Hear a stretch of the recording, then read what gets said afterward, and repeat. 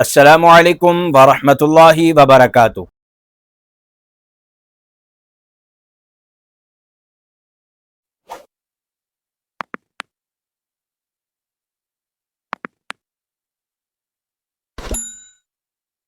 ناظرین اکرام، جیسا کہ آپ احباب کے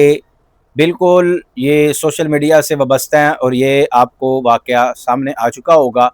جو بلوچستان کے اندر ایک خاتون اور ایک مرد کو قتل کیا گیا ہے، اور بالکل ہم اس قتل کی مذمت کرتے ہیں کہ اگر پاکستان کے اندر قانون ہے، پاکستان کے اندر حکومتی ادارے ہیں، ججز ہیں، فیصلے ہو رہے ہیں، پھر کسی کو کوئی حق نہیں ہے کہ وہ آ کے خود فیصلہ کرے۔ حق یہ بنتا تھا کہ کوئی بھی کیس ہے، کسی بھی طرح کا معاملہ ہے، آپ قانونی کارروائی کریں اس پر۔ ہاں، ہم اس چیز کے کہتے ہیں کہ اگرچہ اس لڑکی نے گھر سے بھاگ کر ولی کی بغیر اجازت کے شادی کی ہے، ہم اس کو کہتے ہیں وہ نکاح باطل ہے، وہ نکاح نہیں ہے۔ جہاں ولی نہیں ہے وہاں پہ نکاح نہیں ہے، طریقہ واردات غلط ہے۔ اس کے بعد آپ جانتے ہیں کہ اس نے قرآن مجید کو اپنے سینے کے ساتھ لگایا ہے، اور لگا کر اس نے جو الفاظ کہے ہیں کہ میں نے نکاح کیا، میں نے زنا نہیں کیا۔ ہاتھ لگانے کی اجازت نہیں ہے، آپ گولی مار سکتے ہیں۔ نہ وہ چلائی، نہ چیخو پکار کی، نہ اس نے منتیں کی، نہ التجائیں کی، اور بڑے سکون کے ساتھ کھڑی ہوگی، اور دردناک اس کو وحشیانہ جو طریقہ انہوں نے اپنایا قتل کا، اور انہوں نے بہت ہی ظلم کیا ہے کہ پیچھے سے فائر کر کے اس کو قتل کر دیا۔ لہٰذا یہ سب سے بنیادی چیز، آج میں اس پہ دو پوائنٹ بتاؤں گا۔ پہلا پوائنٹ، ماں باپ اپنی بیٹی کی تربیت کرتے ہیں، اس کو ہر چیز لا کر کے دیتے ہیں، کہیں انہیں جا کر کے سیرت صحابیات کی کتابوں کا مطالعہ کیا جائے، کہیں ان کو لا کر کے دیں کہ وہ سیرت امہات المومنین کا مطالعہ کریں، تاکہ ان کو پتہ چلے کہ ہم دنیا میں آئے ہیں اور کس طرح ہم نے اپنے شب و روز گزارنے ہیں، کس طرح ہم نے زندگی بسر کرنی ہے۔ آج کی ہماری بہو بیٹی بہن کے رول ماڈل ڈرامے سیریل ان کی خواتین بن چکی ہیں، اور یہ ڈراموں کے جو جعلی ہیرو بنے ہوئے ہیں وہ آج ہماری امت مسلمہ کی بہو بیٹی کے وہ رول ماڈل ہیں، وہ ہیرو ہیں۔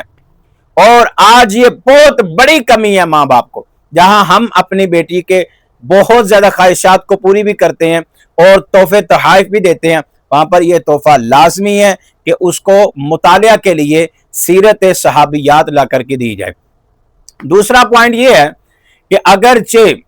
ایک بیٹی ہے، اس سے غلطی ہو گئی ہے، اس کو سمجھایا جائے، اس کی اصلاح کی جائے، اور ہر طرح ہر ممکن کوشش کے ساتھ اس کے ساتھ کمپرومائز کیا جائے۔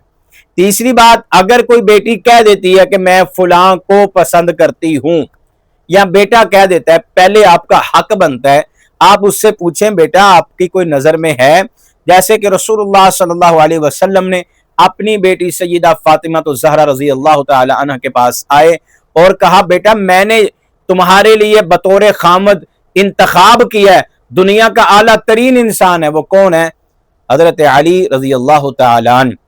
آپ نے بیٹی سے پوچھا پہلے، بیٹی اس کے پاس مال زیادہ نہیں ہے لیکن تقوی والا ہے، ایمان والا ہے، متقی ہے، اللہ کو متقی بڑا محبوب ہے، یعنی کہ ایسے کہہ لے کہ اللہ کو حضرت علی بڑے ہی محبوب ہیں، جو میں نے بیٹا تیرے لیے بطور خامد انتخاب کیا ہے۔ جب بیٹی کی ہاں ہوئی تو اس کے بعد پھر آپ نے فیصلہ کیا، تو پتہ چلا کہ بیٹی یا بیٹے کو پہلے پوچھ لینا چاہیے اور اس کو پسند کروا لینی چاہیے۔ ایک اور صحابی رسول آیا تو اس نے آ کے کہا اے اللہ کے نبی علیہ الصلوۃ والسلام کے ہاں، آپ نے پوچھا تیرا کوئی نکاح ہوا ہے؟ فرمایا نہیں، میں مجھے ایک پسند ہے، ادھر میری بات چل رہی ہے۔ آپ نے فرمایا دیکھ کے آؤ، کہ اکثر و بیشتر اس قبیلے کے اندر آنکھوں کا مسئلہ ہے کہ بچیوں کی آنکھیں ٹیڑھی ہیں، تو جاؤ ایک دفعہ دیکھ لینا شادی سے پہلے، بعد میں معاملات خراب نہ ہوں۔ وہ صحابی رسول گیا، اس نے کہا جی مجھے اللہ کے نبی علیہ الصلوۃ والسلام نے بھیجا ہے، لہذا میں نے بچی کو دیکھنا ہے، یعنی کہ جس سے نکاح ہے اس خاتون کو دیکھنا ہے۔ تو وہاں پر اس خاتون نے کہا پہلے اللہ کی قسم اٹھا کر کے کہو، پھر اس نے کہا اللہ کی قسم مجھے اللہ کے نبی علیہ الصلوۃ والسلام نے بھیجا ہے، یعنی کہ ایک نظر پہلے دیکھنا بھی سنت رسول اللہ ہے، فرمان رسول اللہ کے، اللہ کے نبی علیہ الصلوۃ والسلام کا فرمان ہے۔ تو لہٰذا یہ معاملات سب سے بڑے حساس ہوتے ہیں کہ ہم لوگ اتنی سختی کر چکے ہوتے ہیں، ہم عورت کو کوئی حق ہی نہیں دیتے، اور اس کے نتائج کیا ہوتے ہیں؟ لڑکی گھر سے بھاگ جاتی ہے، اس کے سائیڈ ایفیکٹ کیا ہوتی ہیں؟ اگر ہم نکاح بھی کر دیں، پھر سال 6 مہینے کے بعد وہ طلاق ہوتی ہے یا خلا ہوتا ہے، جھگڑے ہوتے ہیں، اختلافات ہوتے ہیں، پھر وہ واپس لوٹتی ہے، پھر پورے خاندان کے لیے مسئلہ بن جاتا ہے۔ لہذا یہ چیزوں کو ذہن میں رکھیں کہ سب سے پہلے اولاد کی تربیت، خصوص بالخصوص اولاد کی تربیت میں ماں باپ کا سب سے بنیادی کردار ہے۔ اگر اولاد بگڑ جاتی، میں نہیں کہتا کہ ماں باپ کا قصور ہے، اس کے اندر اختیارات نہیں، آپ نے اپنا فرض ادا کرنا ہے بچپن سے لے کر اس کے بڑھاپے تک، جب تک اللہ نے آپ کو زندگی دی ہے۔ آپ نے اپنی اولاد کی تربیت کیسے کرنی ہے؟ قرآن سے، حدیث سے، سیرت مصطفیٰ سے، اور سیرت امہات المؤمنین، سیرت صحابیات سے۔ جب قرآن کا ماحول گھر میں نہیں ہوگا، جب قرآن کی تربیت کے ساتھ آپ اپنی اولاد کی تربیت نہیں کریں گے، اس کے نتائج، اس کے سائیڈ ایفیکٹ ایسے نکلیں گے۔ اب یہاں پہ یہ بات ہے کہ اس کے خاندان کی دوسرے خاندان کے ساتھ، قبیلے کے ساتھ اختلافات چل رہے ہیں۔ اللہ کے نبی علیہ السلام جب نبوت نہیں ملی، دنیا پہ تشریف لے آئے، اور یہاں پہ حالات کیسے تھے کہ یہاں پہ قبیلوں کی جنگیں تھیں،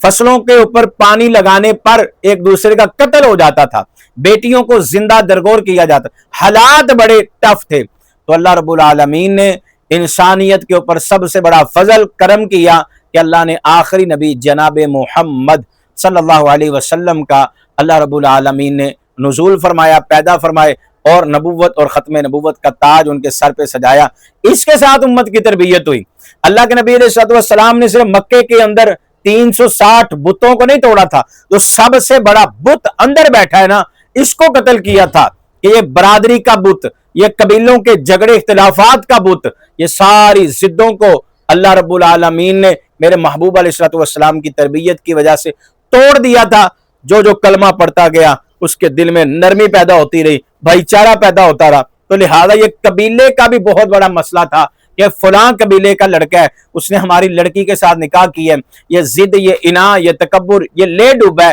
2 جانیں لے گیا، اور پتہ نہیں آگے کیا کیا مسئلہ ہونے والا ہے۔ اللہ سے دعا ہے کہ اللہ رب العالمین ہم سب کو اپنے حفظ و مان میں رکھے، ایمان کی، مال جان کی حفاظت فرمائے، اور خاص طور پہ اللہ تعالیٰ ہمیں خاتمہ بالخیر ہمارا فرمائے، اور جب تک زندہ رہیں ہمیں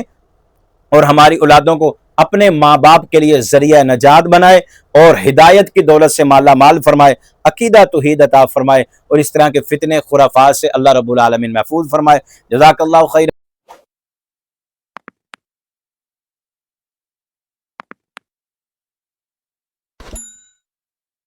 السلام علیکم ورحمۃ اللہ وبرکاتہ۔